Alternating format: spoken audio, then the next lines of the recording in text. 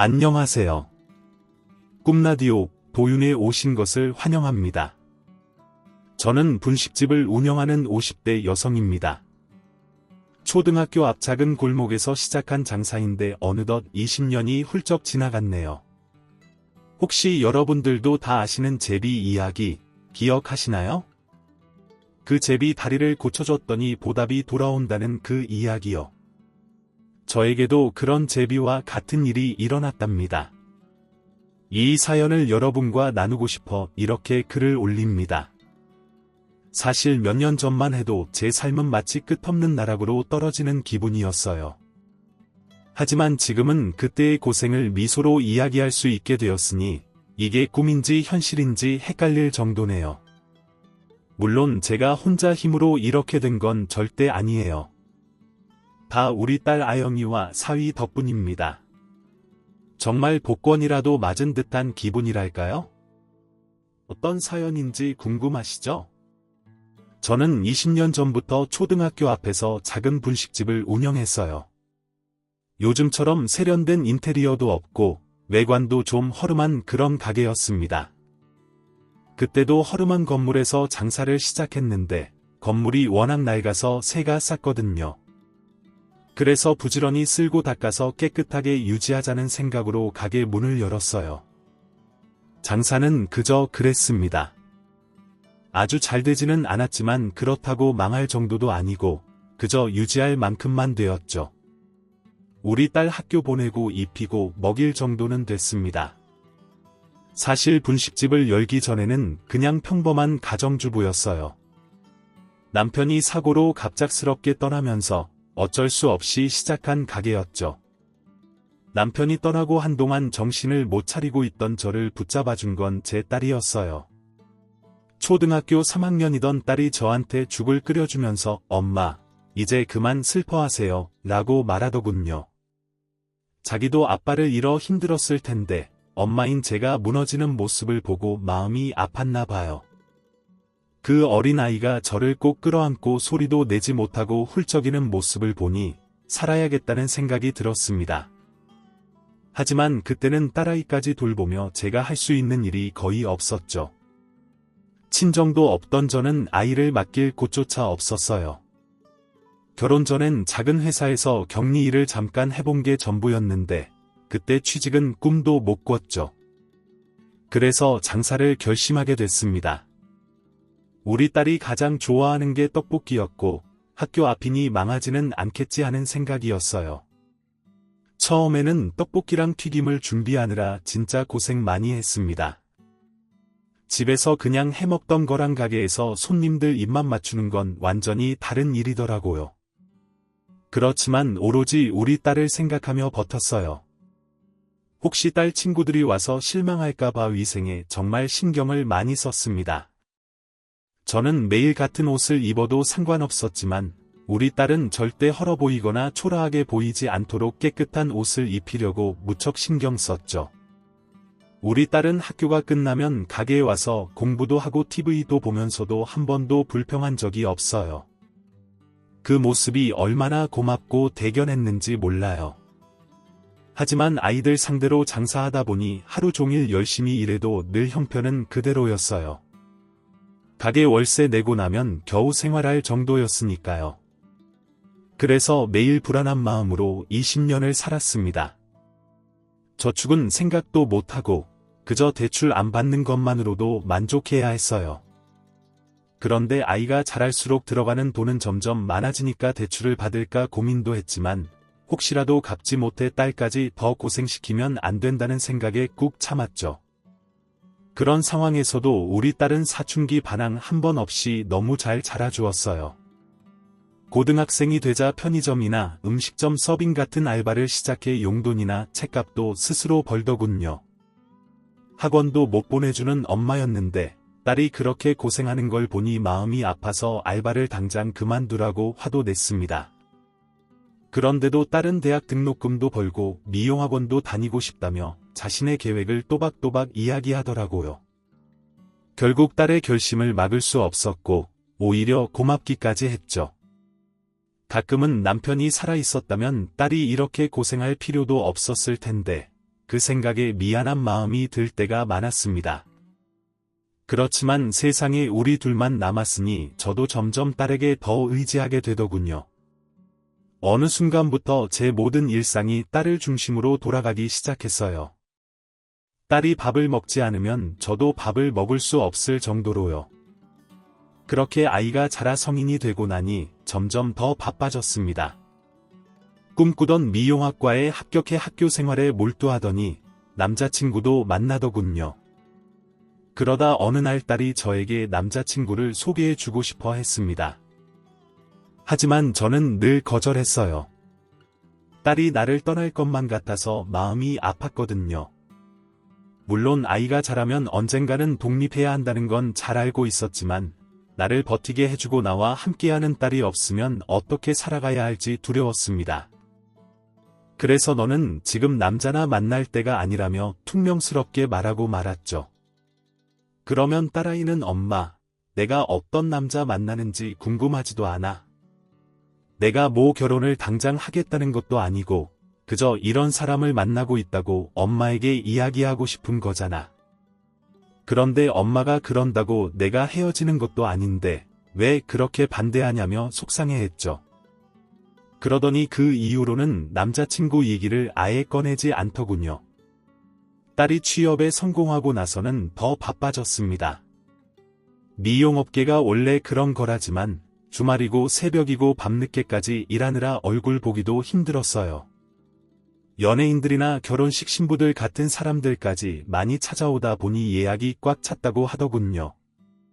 그래서 딸 얼굴을 볼 수 있는 유일한 시간은 딸이 잠들었을 때였습니다. 시간이 지나면서 연차가 쌓이니까 그나마 조금 나아졌지만요. 딸이 나이를 먹어가며 직급도 올라가고 점점 더 세련된 모습으로 변해가는 걸 보니 뿌듯하기도 했습니다. 하지만 한편으로는 딸에게 내가 짐이 되지 않을까 하는 걱정이 앞서더군요. 딸에게 들어가는 돈은 줄어들었지만 딸이 결혼할 때 아무것도 보태줄 수 없는 제 처지가 미안했습니다. 딸도 학자금 대출 갚느라 빠듯하게 살아가는 걸 알기에 더 신경 쓰였죠. 주변 사람들은 이제 딸 시집 보내고 좀 쉬라고 말했지만 현실적으로 당장 쉬면 저는 생활 자체가 힘들었기에 그럴 여유가 없었습니다.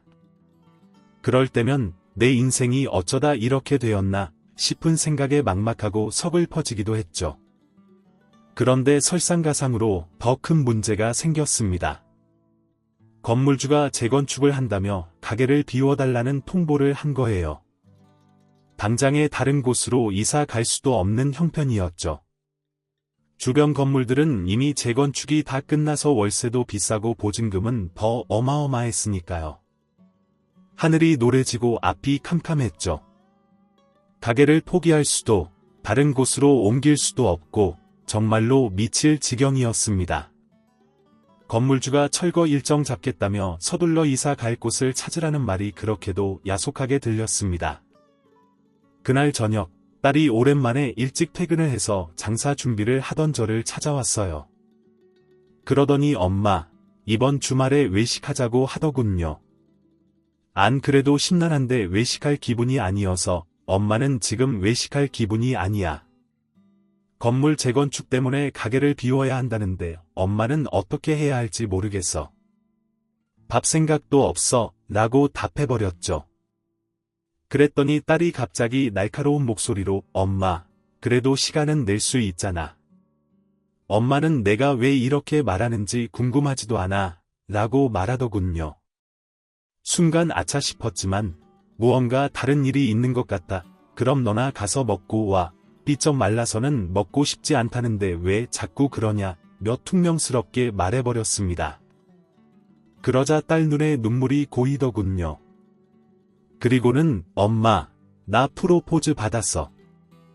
지금 남자친구 정말 성실하고 좋은 사람이라 나도 결혼하고 싶어. 내 친구들도 하나둘씩 결혼하는데 맨날 신부 화장만 해주는 게 아니라 나도 이제 신부가 되고 싶어. 그런데 엄마는 왜 내 이런 문제엔 관심이 없냐고 라며 울먹였습니다. 라며 가방을 집어들고 나가버렸습니다. 올게 왔구나 싶은 생각이 들었지만 저는 아직 마음의 준비가 되지 않았으니 아이도 결혼할 때가 아니라는 생각이 강했습니다. 이기적이란 걸 알면서도 지금 상황을 고려하면 딸이 조금만 더 기다려줬으면 좋겠다는 바람이 있었습니다. 딸이 눈물까지 흘리며 나간 모습에 마음이 좋지 않았지만 저는 그저 모른 척하고 싶었어요. 무엇보다도 제 딸을 제가 아닌 다른 사람에게 보내줄 준비가 전혀 되어 있지 않았거든요. 딸이 없는 세상에서 무슨 의미가 있을까 하는 생각도 들었습니다. 만약 제가 혼자 지내다 죽게 되면 딸이 혼자 남을 텐데 그때 누군가가 딸을 진심으로 사랑해줄 수 있을까 걱정이 되기도 했습니다. 이런저런 이유로 딸을 떠나보내고 싶지 않았습니다. 참 이기적인 엄마죠. 맞아요. 저는 딸의 발목을 붙잡고 늘어진 거니까요. 아마 딸은 많이 답답하고 속상했을 겁니다. 그날 가게를 마치고 집에 갔을 때 딸은 아직 집에 들어오지 않았더군요. 전화를 걸었지만 받지 않았습니다. 한참 시간이 지나서야 딸은 돌아왔고 인사도 없이 바로 씻으러 들어가더니 방으로 들어가 버렸습니다. 저는 그런 딸에게 아무 말도 하지 않았습니다. 그래봤자 서로 마음만 상할 걸 알고 있었거든요. 다음날 아침에도 밥을 먹지 않고 나가버리는 딸을 보며 마음이 무겁기만 했습니다. 밥상을 치우는데 눈물이 흐르더군요. 서러워서 우는 건지 미안해서 우는 건지 모르겠지만 눈물이 멈추질 않았습니다. 그럼에도 불구하고 저는 아직 결혼시키고 싶지 않았습니다. 가게 문제는 여전히 해결되지 않았고 주변 가게들의 월세는 너무 비싸 도저히 감당할 수 없는 상황이었습니다. 그러다 철거 예정일이 잡혔다는 통지서가 도착했어요. 앞으로 6개월 정도 남았는데 그 안에 어떻게 해결해야 할지 막막했습니다. 이사를 가고 집을 줄일까도 고민해봤지만 집값이 너무 올라 그것조차 쉽지 않았습니다. 그래도 남편이 남겨준 이 집만큼은 어떻게든 지키고 싶었습니다. 작은 18병짜리 아파트이긴 하지만 남편이 사망하고 난 후 그 보상금으로 대출을 다 갚은 집이라 이 집은 남편의 마지막 흔적이자 그의 목숨 같은 것이었거든요. 나중에 제가 죽으면 이 집만큼은 딸에게 남겨주고 싶은 마음이 컸습니다. 가게도 마찬가지로 쉽게 접을 수 없었어요. 매일같이 열심히 일해도 이 상황인데 하루라도 쉬면 어떻게 될지 불안했습니다. 그리고 저를 기다리는 꼬마 손님들도 있거든요. 그 아이들이 떡볶이 한 그릇에 행복해하는 모습을 보면 그렇게 사랑스러울 수가 없었어요. 그런 모습을 볼 때면 잠시나마 고단함을 잊을 수 있었습니다. 가끔 졸업생들이 어릴 적을 추억하며 찾아오기도 했는데 바로 이 마디예요. 라며 좋아하는 모습을 보면 정말 뿌듯했죠. 이렇게 가게와 저는 뗄래야 뗄 수 없는 관계가 되었는데 이제는 정말 어떻게 해야 할지 걱정이 태산이었습니다. 그날도 하루 종일 마음이 불편하고 온갖 생각이 머릿속을 맴돌던 중 가게 마감을 준비할 즈음 말쑥한 차림의 남자 손님이 들어섰습니다. 떡볶이 한 그릇을 시키더니 먹지도 않고 그냥 가만히 앉아서 가게를 둘러보더군요. 옷차림도 고급스러워 보였고 이런 떡볶이를 즐길 것 같지 않아서 속으로 떡볶이가 마음에 안 드나 싶어 손님, 혹시 떡볶이에 문제가 있을까요? 다시 드릴까요? 라고 물었죠. 그러자 그는 미소를 지으며 아니요, 아닙니다. 그냥 오랜만에 와서 반가워서요. 혹시 저 모르시겠어요? 라고 답하더군요. 낯이 있기는 했지만 정확히 기억나지 않아서 여기 졸업생이세요? 얼굴은 익네요. 고마워요. 다시 찾아줘서. 그런데 저도 이제 그만둘 것 같아요. 라고 했습니다. 그가 놀란 듯 왜요? 이제 쉬세요. 라고 묻길래 아니요. 이 건물이 재건축에 들어가는데 다른 곳은 월세가 너무 비싸서 어디로 가야 할지 모르겠어요. 그래서 문을 닫고 다른 식당에라도 취직해야 할까 봐요. 나 같은 아줌마를 써줄 데가 있긴 하겠냐만 하고 제 속 이야기를 털어놓고 말았죠. 그러자 그는 말없이 떡볶이를 다 먹고는 잘 먹었습니다 하며 돈을 내고 나가더군요. 그날의 마지막 손님이었고 다시 찾아준 졸업생이었기에 그가 더욱 기억에 남았습니다.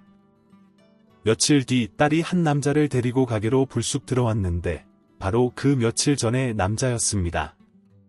순간 속으로 이 남자가 내 가게를 염탐하러 왔구나 싶어 등골이 오싹해졌어요.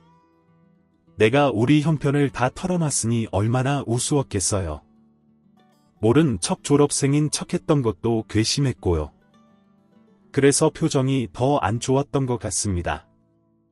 딸이 저를 보며 엄마, 전에 이야기했던 사람이야. 나이도 나랑 같고 사업하는 사람인데 정말 성실했라며 소개를 하더군요. 그 말을 듣고 저는 참지 못하고 그래서 이 가게 염탐했어요? 우리가 어떻게 살고 있는지 보려고? 젊은 사람이 정말 앙큼하네요. 우리 형편이 이렇습니다. 보시다시피 난 우리 딸 시집 보낼 형편도 안 되고 내 부모 잘 만나서 거들먹거리려고 온 거면 반갑지도 않으니 나가주세요. 그리고 너 왜 말도 없이 아무나 데려와? 나 바빠 하고 신경질적으로 쫓아내듯이 말해버렸습니다. 둘이 나간 뒤에도 마음속 분노가 가라앉지 않더군요. 도대체 저런 사람이 뭐가 좋다고 엄마 마음도 모르는 딸이 억지로 소개하려고 했는지 원망스러웠습니다. 하지만 가장 화가 나는 건 제 자신이었어요. 누구에게나 내 속 얘기를 해버린 게 부끄럽고 억울했습니다.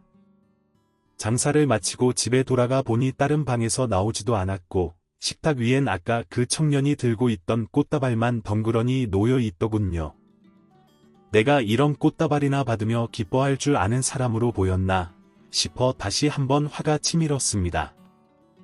다음 날 아침 저는 밥을 차리지 않았고 나가는 딸을 쳐다보지도 않았습니다. 그런 사람을 믿고 엄마를 떠나려는 딸이 원망스럽고 서운했거든요. 그날 저녁 가게에서 일을 마치고 집에 돌아오니 딸이 식탁에 앉아 저를 기다리고 있었습니다. 그러더니 엄마, 얘기 좀 해요 라며 조심스럽게 말을 꺼내더군요. 무슨 얘기 결혼은 뭐 저절로 다 되니 너 모아놓은 돈 있어 엄마는 당장 먹고 사는 돈도 빠듯해 너 결혼시키고 엄마 늙어서 혼자 살 돈도 마련해야 할 생각에 머리가 터질 것 같아. 근데 너는 남자만 있으면 다 되는 거야. 그렇게 빈손으로 시집가면 누가 좋아하니? 시댁에서 눈총 받다가 못 살겠으면 이혼이나 할래? 지금에야 남자가 다 좋다 하겠지. 그런데 살다 보면 없이 시집가서 사는 게 얼마나 서러운 일인데 뭐가 그리 급해서 난리야라며 퍼붓자 조용히 듣고 있던 딸아이가 주르륵 눈물을 흘리더군요. 그 모습도 보기 싫어져. 너는 너 혼자만 중요하지. 이 엄마는 어찌되든 뭐가 잘못되든 상관없이 다 필요 없어. 시집을 가든지 뭘 하든지 신경 안 쓸 테니까 너 마음대로 해. 결혼식장에는 너 혼자 들어가고 나중에 서러워도 너 혼자 감당해. 난 몰라 난 더 이상 할 말 없어라며 제 방으로 들어와 버렸습니다. 힘든 와중에도 저밖에 모르고 산 엄마를 이렇게 서럽게 할 수가 있나 싶어 마음에도 없는 소리까지 해버리고는 저도 속상해 눈물이 나더군요. 먼저 가버린 남편이 그렇게 원망스러웠던 적이 없습니다. 그러면서도 다 필요 없고 어디 가서 식당에 취직이라도 되면 생활은 되겠지 싶은 마음에 일자리를 알아봐야겠다는 생각이 들더군요. 그러면서도 딸아이가 절 버리고 덜컥 떠나버릴 것 같은 생각에 두렵고 무섭기도 했습니다. 다음 날 아침도 저는 차리지 않았습니다. 아이는 문 앞에서 다녀오겠습니다 하고 나가더군요.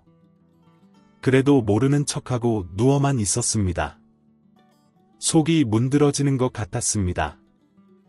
진짜 이대로 어딘가 가버리고 싶었지만 20년을 가게에 출근하는 것밖에 모르던 저였기에 갈 수도 없더군요. 그래서 채비를 하고는 가게로 향했습니다. 육수를 끓이는 것을 시작으로 떡 다듬기, 튀김 재료 다듬기, 순대 올릴 물 끓이기, 어묵꼬치에 꿰기 등을 하며 장사 준비를 했습니다. 20년을 한결같이 하던 일인데 얼마 남지 않았다고 하니 사뭇 다르게 느껴지며 더 귀하게 느껴졌습니다. 다시는 못할지도 모른다고 생각하니 마음속에서 울컥하더군요. 정말 다 속상했습니다.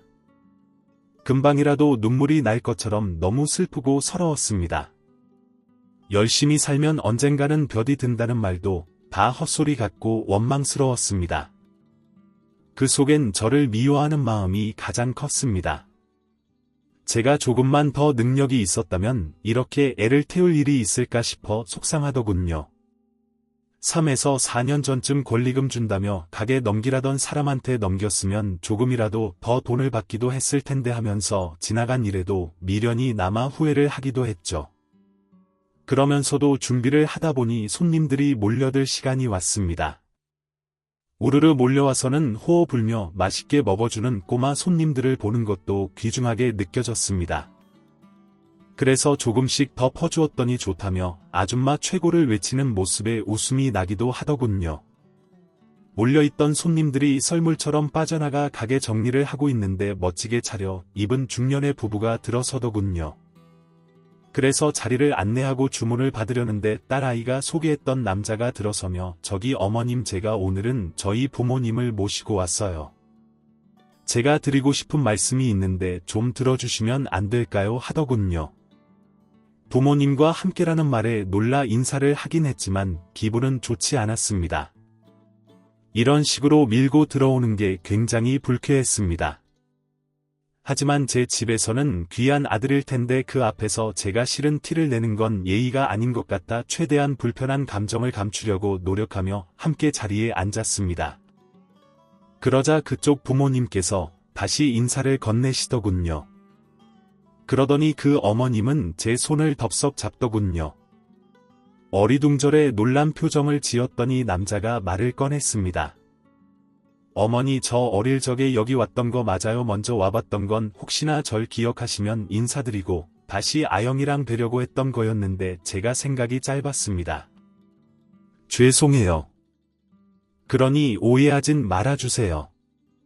오늘은 아영이 남자친구가 아니라 제가 감사한 마음을 전하러 온 거예요. 어머님은 기억을 못하시는 것 같지만 제가 20년 전에 여기 단골이었거든요 라고 하는 말에 깜짝 놀랐습니다. 그때 아영이랑 같은 반이기도 해서 자주 오기도 했었는데요. 사실 아버지가 지금은 안정되셨지만 그때 좀 힘드셨거든요. 그래서 집으로 빚쟁이들이 찾아와 난동을 부릴 때가 자주 있었고요. 그때마다 엄마는 절 밖으로 내쫓듯이 내보내셨어요라고 하자 그쪽 어머님이 눈물을 닦으시더라고요. 아버님은 말 없이 고개만 숙이셨습니다. 그런데 밖에 나와도 갈 데는 없고 시간은 지나서 배는 고픈데 돈은 없었거든요. 그때 어린 생각에 가짜 돈을 만들어서 사 먹자고 생각했어요.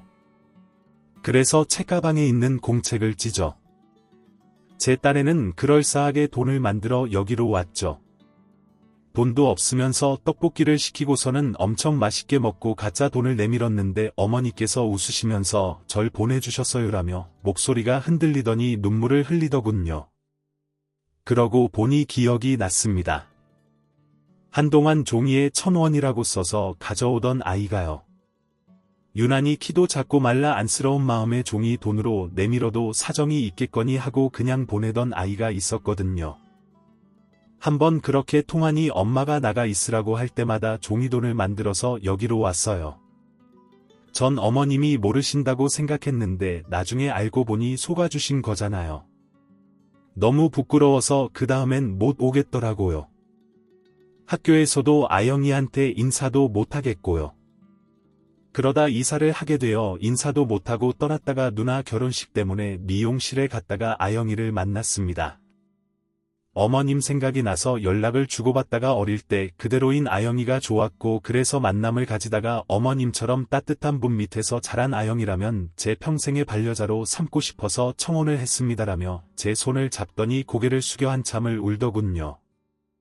그럼 그 남자의 어깨를 다독여줬습니다. 그때 나타나지 않은 그 아이가 걱정돼서 일부러 한 그릇씩 남겨두기도 했었습니다. 그런데 안 오기에 이제 안 오는구나 싶어 잊고 지냈죠. 형편도 나아지고 잘 자란 것 같다 다행이라고 생각을 하고 나니 전에 그렇게 퍼부으며 냉대를 한 것이 미안해지더군요. 그래서 내가 몰라보고 전에 너무 냉대해서 미안해요. 어른이 어른답지 못하고 너무 감정적이었어라며 사과를 했습니다. 그러자 아버님은 아이가 여러 번 이야기를 했었는데 이제야 찾아뵈어서 죄송합니다. 오면서 다시 이야기하기에 너무 죄송해서 몸들 바를 모르겠더라고요. 감사했고 죄송했습니다라고 하시더군요. 어머님은 눈물을 닦으시더니 아영이가 누굴 닮아 마음 씀씀이가 좋은가 했더니 어머님 덕이었네요. 제가 그래도 그때 그러면 안 되는 건데 그때 저희 아들을 보살펴 주셔서 너무 감사해요라며 다시 눈물을 흘리셨습니다. 그렇게 보자니 저런 집이라면 우리 딸이 시집가도 외롭거나 홀대받지 않겠다 싶더군요. 그러면서 그간의 속상함이 눈 녹듯이 사라졌습니다. 그래서 일단 오셨으니 떡볶이라도 드시고 가세요. 저는 제가 할 일을 했을 뿐인데 이렇게 좋은 인연으로 이어졌네요. 너무 볼품없지만 지금 제가 드릴 수 있는 게 이런 것들 뿐이라 너무 죄송합니다라며 음식을 대접해 드렸습니다. 나가시며 값을 지불하시겠다는 걸 한사코 말려서 돌려보냈습니다. 마음이 한결 편해지니 골칫거리 같았던 일들에 답이 보이더군요. 일단 집을 팔고 아이 시집을 보내고 저는 어디 원룸 전세라도 들어가면 될 일이었습니다. 아이도 없는데 그 집에서 혼자 뭐 하겠습니까? 남편도 그러길 원할 것 같았습니다. 그리고 가게도 정리되면 어디 다른 식당에 취직해 월급을 받으면 될 일이었죠. 그렇게 정하고 나니 마음도 몸도 가벼워졌습니다. 그간의 감정들은 다 제 미련이고 집착이었던 거죠. 그걸 깨게 해준 그 부모님과 남자에게 고마웠습니다. 성품도 좋아 보여 다행이다 싶어서인지 마음이 놓였습니다.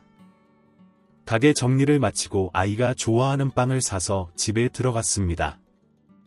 아이는 들어와 저녁 준비를 하고 있더군요. 빵을 보더니 맛있겠다 하며 웃습니다. 그런 딸 아이를 안아주었습니다.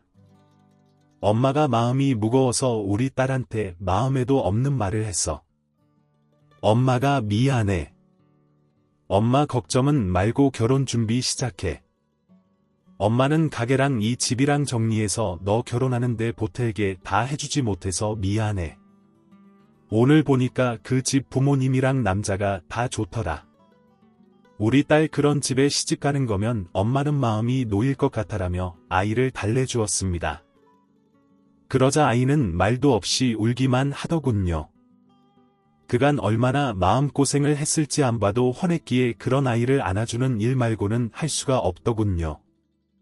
그날 밤에는 아기처럼 저를 끌어안고 자고 싶다며 제 방에서 잠이 든 아이를 보며 언제 이렇게 컸나 싶었습니다.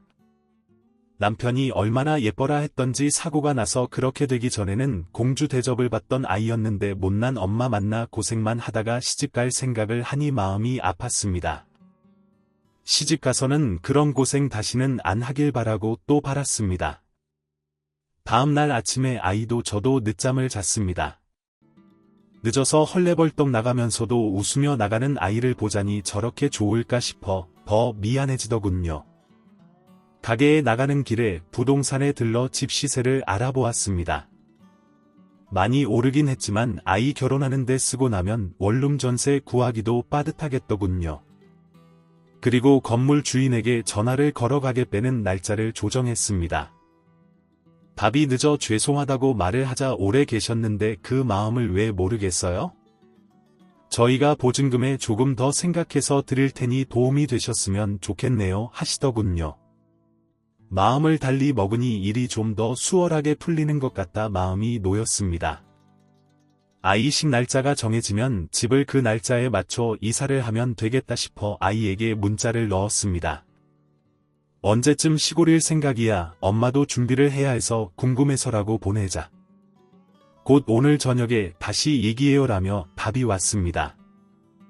바쁜 것 같다 더 조르지 않고 저는 또 저대로 장사 준비를 하고 장사를 하며 하루 종일 바쁜 하루를 보냈습니다. 가게 정리를 하고 잠시 쉬려고 앉았는데 딸아이와 남자가 들어오더군요. 이번엔 웃으며 마주쳤습니다. 그렇게 다시 보니 참 잘 어울린 환상의 남녀였습니다. 그간 제 눈을 가린 그 답답함이 다시 미안해졌습니다.